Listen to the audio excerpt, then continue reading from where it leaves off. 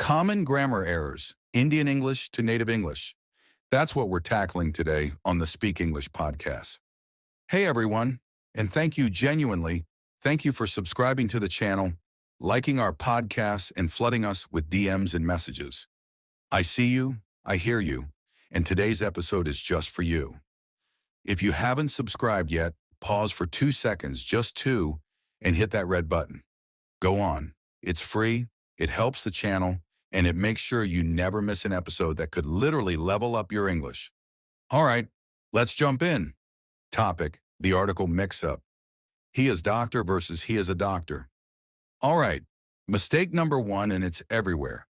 Skipping articles like a, n, and the. So many Indians say, he is doctor. But native speakers would say, he is a doctor. The article a is small but powerful. Without it, the sentence sounds robotic or incomplete. Same thing with she is engineer. Nope, it's she is an engineer. Let's try this. You say he is pilot.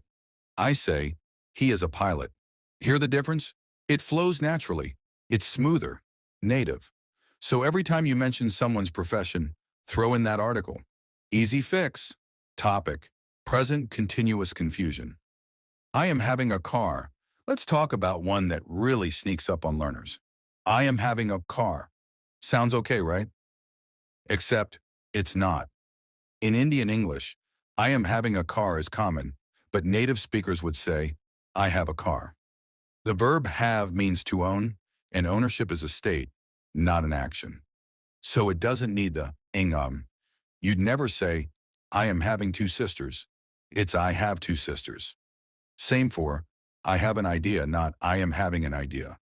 Now exceptions exist, like I'm having lunch. That's different. Lunch is an action, a temporary event. Owning a car, permanent. So ditch the am having and go native with just have. Try it. Wrong. I am having many friends. Right. I have many friends. Topic, overusing only. She is coming only. All right. If you grew up in India, you've definitely heard this. She is coming only. He was there only. What's going on here? In Indian English, only is often used for emphasis. But in native English, that sounds off even confusing. Instead of she is coming only, just say she is coming. If you want to emphasize, rephrase it like, she really is coming. Or, yes, she's definitely coming. Only is fine when it means just or nothing more. Like, I only have 5 minutes. But he was sitting there only. Nope, try. He was sitting right there. See, it's cleaner. Native, crisp. Topic, plural trouble. She has many work. Here's one that's super common. She has many work. Nope, work is an uncountable noun. You can't say many work. Say, she has a lot of work. Or, she has much work if you want to sound formal. Another one. He gave me an advice. Nope, advice is uncountable too. So you say, he gave me some advice. Same with furniture, luggage, information. Not, I got an information. It's, I got some information.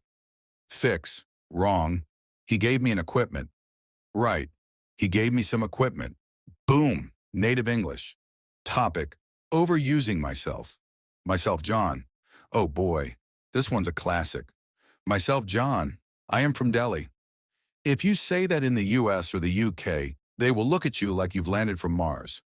In native English, you never introduce yourself with myself. It's either, hi, I'm John, or my name is John. Myself is a reflexive pronoun. You use it when you've already said I. Like, I did it myself. I made this myself. But not myself, John. Let's retire that one, please. Let's end with some Desi specials words that Indians use but don't exist in native English. Like, he is out of station. Nope, try, he's out of town, or he's traveling. Another one, let's postpone the meeting.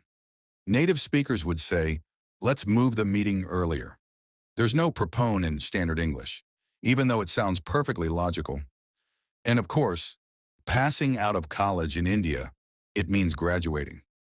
But in native English, passing out means fainting. So say, I graduated from college. Save yourself the confusion. All right, fam. That was a breakdown of common English mistakes Indians make and how to fix them fast. No shame here. We're learning, we're evolving, and we're going from textbook English to real-world English. If this helped you even a little, do me a solid. Subscribe to the channel, hit that bell so you never miss an episode, and share this podcast with your cousin who still says, myself Rohit. And if you've got more Indian English mistakes you want me to roast, correct, send them in. I'll feature them in the next episode. Until then, stay sharp, stay curious, and keep speaking English the right way.